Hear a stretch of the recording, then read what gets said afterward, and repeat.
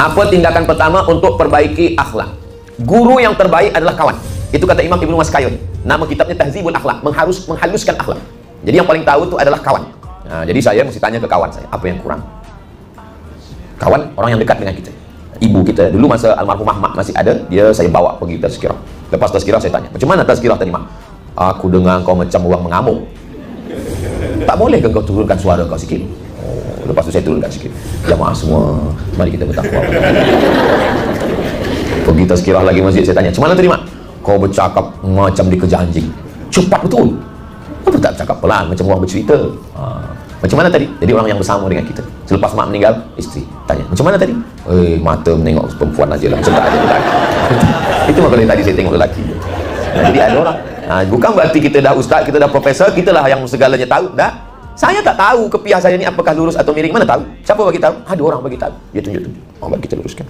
Orang gelak aja tengok kepiah kita miring, dia gelak. Kita ada yang bagi tahu. Cermin, dia bagi tahu kita, tapi cermin tak jujur. Telinga kanan dia kata kiri. Maka bila kita selfie, sedang makan, komen orang, ustaz jangan makan pakai tangan kiri, haram tu. Dia pakai tangan kanan, kita guna mirror. Sebab apa? Sebab dia balikkan. Tak betul dengan yang ada di cermin. Yang paling jujur adalah kawan. Jadi kalau dapat isteri yang jujur, suami yang jujur, kawan yang jujur, orang tua yang jujur bagi tahu kelemahan kita. Orang hanya bagi tahu kelebihan. Kamu Masya Allah, the best lah.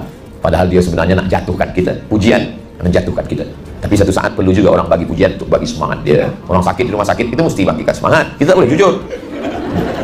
Macam mana kau tengok aku ni? Kalau macam ni tak sampai hari Jumaat nampaknya selesai ni. Bagilah dia semangat.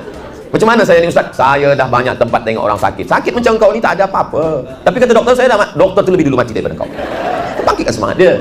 Ada masanya. Maka kita tanya kawan. Kawan yang paling baik, kawan yang menunjukkan kekurangan kita, yang tidak mengangkat-angkat kita lebih dari tempat kita. Maka ini untuk memperbaiki akhlak kita. Lepas itu, barulah kita perbaiki kekurangan kita. Bila kita sakit, kita boleh pergi hospital, kita tanya doktor, saya ini sakit apa doktor? Awak ni sakit ini. Tapi kalau akhlak tak ada. Sampai setakat ni, saya belum tahu ada doktor yang boleh menunjukkan akhlak.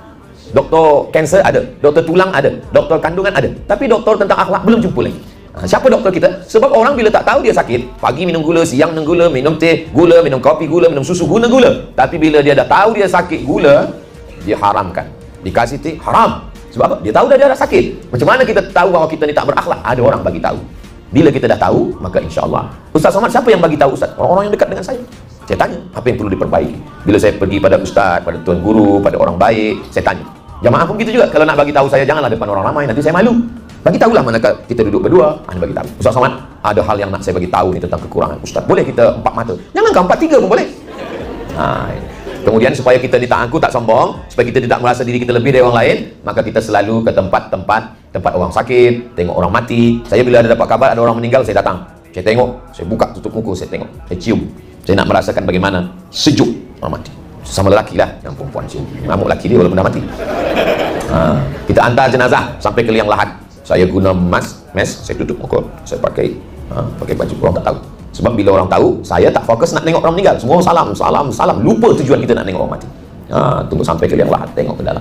Abdul Somad, hari ini kau mengantar mereka. Esok hari engkau yang akan diantar. Hari ini kau sapu kepala orang, ini anak yatim. Esok anak engkau akan disapu kepalanya, sebab kau akan mati meninggal dunia. Isteri yang hari ini kita kata kau buah hati belayan jiwa, siang dan malam terbayang-bayang, makan tak kenyang, tidur tak lelap. Bila kita mati, 4 bulan 10 hari saja dia tunggu. Lepas tu dia akan nikah dengan orang yang lebih handsome, lebih muda, lebih segala. Tapi jangan sebab cakap saya ni balik nanti tak mesra lagi. Saya tujuan ni supaya nak ingatkan kita bahawa kita akan mati menghadap Allah. Dengan itu kita akan perbaiki akhlak kita. Setiap bulan mesti saya pergi ke rumah sakit. Tapi tak ada saudara mara kawan yang sakit. Tak apa, tanya. Bila security tanya, nak tengok siapa? Semua nak saya tengok. Siapa suruh Ustaz Somad? Ini videonya. Kata security, aku pun dah lama kerja tapi tak ambil pelajaran. Sebab tiap hari dah tengok orang sakit, orang mati. Tapi sekarang tiap hari tengok tak menyentuh hati. Jadi kita perlu tengok ini. Ada nasihat yang berbunyi bersuara, tapi ada nasihat yang tak berbunyi dan tak bersuara, dia masuk ke dalam hati kita.